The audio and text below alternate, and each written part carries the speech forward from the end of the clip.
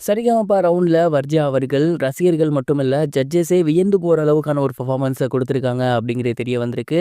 ஏகப்பட்ட சூப்பரான மொமெண்ட்ஸ் அங்க நடந்திருக்கு.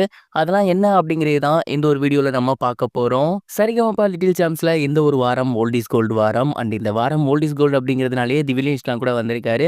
நம்ம எல்லாரும் எதிர்பார்த்தபடியே குட்டீஸ் எல்லாமே செம்ம சூப்பரான பழைய பாடல்கள் எல்லாத்தையுமே எடுத்து பாடியிருக்காங்க.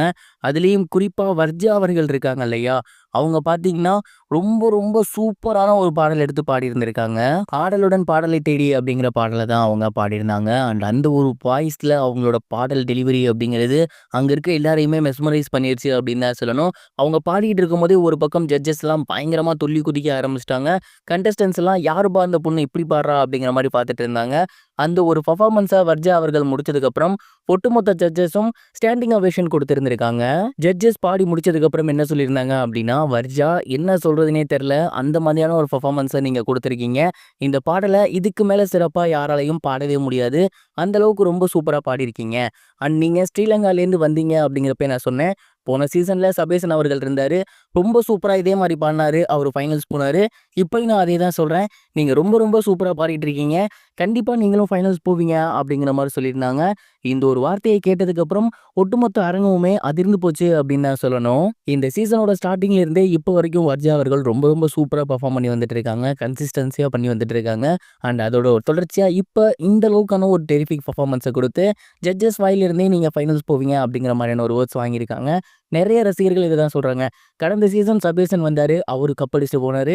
எனக்கு தெரிஞ்சு இந்த சீசன் வர்ஜா அவர்கள் தான் அடிச்சுட்டு போவாங்களோ அப்படிங்கிற மாரி. அண்ட் போற போக்க பார்த்தா இந்த சீசனோட டைட்டில் வின்னரும் ஸ்ரீலங்கால தான் இருப்பாங்களோ அப்படிங்கிற மாரியான ஒரு டவுட்ஸ் தான் நமக்கும் வருது. நீங்க வர்ஜாவோட பெர்ஃபார்மன்ஸ்க்காக வெயிட் பண்றீங்களா? எப்படி இருக்கும்னு நினைக்கிறீங்க? மறக்காம கமெண்ட் பாக்ஸ்ல ஷேர் பண்ணுங்க. இது ஒரு புறம் இருக்க, தனுஷ் அவர்கள் அவரோட பையன் யாத்ராவ கூடிய சீக்கிரமே ஹீரோவா அறிமுகப்படுத்த போறாரு அப்படிங்கிற மாரியான செய்தி வெளியாகி சோசியல் மீடியால ரொம்பவே வைரலா போய்க்கிட்டு இருக்கு. தனுஷ் அவர்களுக்கு 2 பையன்ங்க இருக்காங்க. ஒருத்தர் யாத்ரா, இன்னொருத்தர் லிங்கா. இதுல யாத்ரா அவர்கள் சமீபத்துல ஸ்கூல் படிப்பெல்லாம் முடிச்சுட்டு காலேஜ் போய்க்கிட்டு இருக்காரு. அண்ட் இந்த ஒரு நிலையில யாத்ராவ ஹீரோவா தனுஷ் அவர்கள் அறிமுகப்படுத்த போறாராமா. இந்த ஒரு படத்த தனுஷ் அவர்களே எழுதி இயக்க போறாரு அப்படின்னும், இந்த படத்தோட ப்ரொடியூசர் ஒண்டர் பார் அப்படின்னும், இந்த படத்துக்கு இசையமைக்கிறதுக்கு அநேகமாக யுவன் சங்கர் ராஜா இருப்பாரு அப்படிங்கிற மாரியும் தெரிய வந்திருக்கு. யாத்ரா அவர்கள் சமீப காலமா வந்துட்டு இருக்க ஃபோட்டோஸ்லாம் பார்க்கும்போது, அவங்க அப்பா மாரியே இருக்காரு. ரஜினி சார் மாரியும் இருக்காரு. கண்டிப்பா அவரு சினிமாக்கு வரலாம். அந்த அளவுக்கு ஒரு வாட்டசாட்டமா இருக்காரு அப்படிங்கிற மாரி ரசிகர்கள் சொல்லி வந்துட்டு இருந்தாங்க. ஸ்கூல் படிச்சுட்டு இருக்கிறதுனால மேபி அவர் தள்ளி போட்டுருக்கலாம். பட் இப்ப காலேஜ் வந்துட்டதுனால, இப்பதான் அறிமுகப்படுத்த சரியா இருக்கும் அப்படின்னு சொல்லி தனுஷ் அவர்கள் அவரோட பையனை அறிமுகப்படுத்த போறாராமா. யாத்ரா அவர்கள் அவங்க அப்பாவ போலயும், தாத்தாவ போலயும் எந்த ஒரு சினிமா இண்டஸ்ட்ரியில ஜொலிப்பாரா அப்படின்னு அவரோட படம் ரிலீஸ் ஆனதுக்கு அப்புறம் தான் தெரியும்.